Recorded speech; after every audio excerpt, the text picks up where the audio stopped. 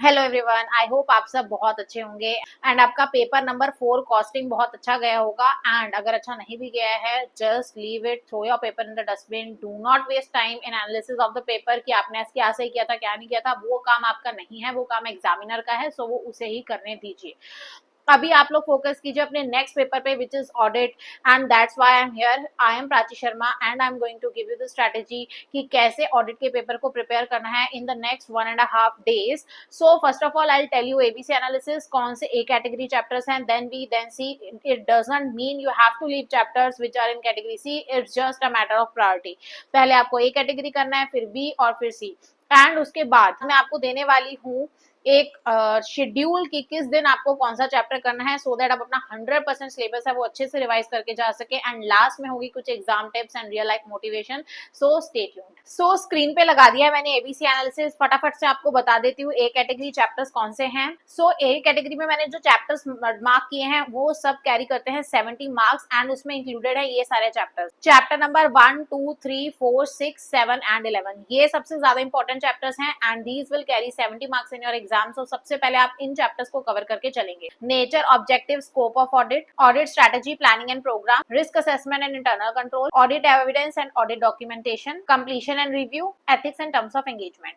तो ये सब कैटेगरी ये चैप्टर्स हैं, सबसे पहले आपको इनको कवर करके चलना है। Then comes the category B chapters जिसकी वेटेज है एग्जाम में 20 मार्क्स। उसमें है chapter number 8 audit report and फिर है आपका ऑडिट ऑफ बैंक्स। ये आपके कैटेगरी बी के चैप्टर्स हैं। एंड देन बाकी के चैप्टर्स हैं आपकी कैटेगरी सी के जिसके मार्क्स होंगे एग्जाम में 30। Chapter number 5 audit of items of financial statements and chapter number 9 special audit of different entities. So ये था बेसिकली आपका ABC analysis. Now I tell you किस दिन कौन सा चैप्टर आपको कंप्लीट करके चलना है, सो दैट आप 1.5 डे में बहुत सारा अपना सिलेबस है जो कवर करके जा सके। I have put the schedule on my screen. आज आपको कवर करने हैं 3 chapter, chapter number 1, 2 and 6। Nature, objectives and scope of audit, audit strategy, planning and programme and audit documentation. Related जितने भी एसेज हैं आपको इनके साथ साथ कवर करके चलना है। कल का डे मैंने डिवाइड किया 5 स्लॉट्स में। फर्स्ट 3 आवर का मॉर्निंग स्लॉट आपको कंप्लीट करने हैं 2 chapters, chapter number 3 and chapter number 4, risk assessment and internal control और साथ में ऑडिट एविडेंस। इसके रिलेटेड सारे एसेज आप इसी में कवर करेंगे एंड जितने भी डिफिकल्ट क्वेश्चंस हैं वो भी आप साथ के साथ कवर करते हुए चलेंगे।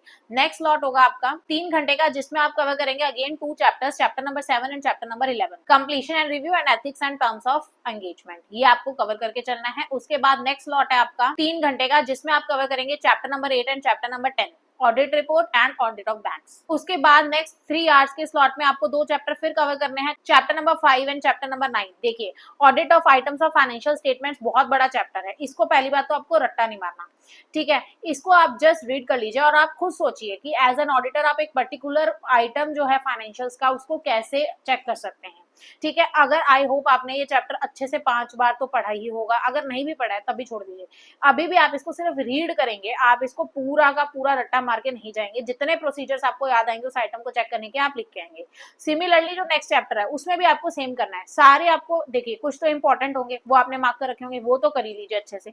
बाकी के रीड करके जाइए ऊपर ऊपर से, ताकि आपको अगर कोई आ जाए तो आप कुछ फ्रेम करके लिख सके। 100% आप उसको हो सकता है ठीक ना कर पाए, बट फिर भी आप कुछ तो लिख के आएंगे, अपने ऑडिटर माइंड से सोच के लिखिए, आप जरूर इस क्वेश्चन को सॉल्व कर पाएंगे। लास्ट में 2 आवर का आपको जो स्लॉट मिला उसमें आप अपना बैलेंस पोर्शन कवर करेंगे, but remember category A B C उसी के आपको तरीके से कवर करके चलना है। ए और बी कैटेगरी का कुछ भी आपका नहीं छूटना चाहिए।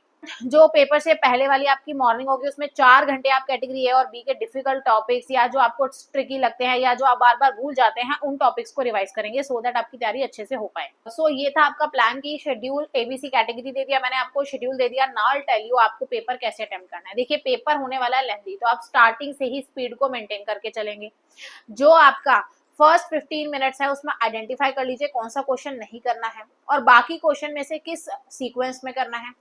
ट्राई कीजिएगा अच्छे से आप पेपर को अटेम्प्ट करेगा। नीट एंड क्लीन होना चाहिए।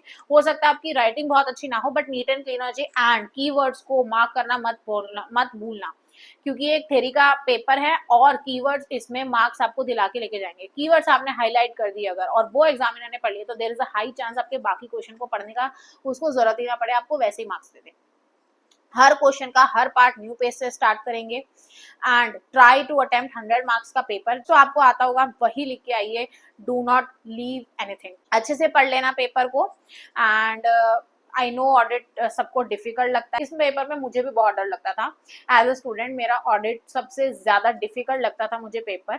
ऑडिट प्रैक्टिकल लाइफ में करना बहुत अच्छा लगता है, लेकिन उसको जब पेपर में लिख के आना पड़ता है तो I know it's become very difficult. Audit is a difficult paper, but आप अपना फुल कॉन्फिडेंस लेके जाइए पेपर में, जितना आप लिख के आ सकते हैं, जितनी अच्छी लैंग्वेज में लिख के आ सकते हैं उतना लिख के आइए, एंड कीवर्ड्स को हाईलाइट करके आइएगा। 100% पेपर अटेम्प्ट करना, अच्छे से तैयारी करना, believe, faith in yourself. Do not forget to subscribe to this channel. All the best, see you warriors. Bye bye.